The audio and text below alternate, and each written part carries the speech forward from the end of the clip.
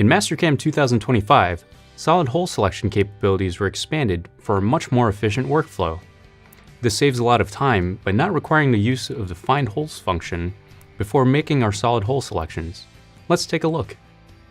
Mastercam can now select hole shapes directly from the solid body without model history. Even parts imported directly from other CAD formats like parasolids or step files can have the hole features selected directly. Hole shapes with multiple segments and sizes will also be detected and will be joined as a single custom hole feature.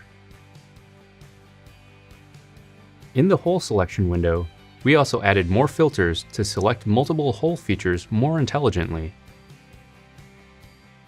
Now, under the Hole Segments page, we can display individual hole segments showing the active segment in yellow, along with a hole type filter to sort between multiple selected hole types. Inactive hole segments that are unused are shown in dark orange, and mixed types are shown in light orange. Active segments will update the depths on the Linking Parameters page.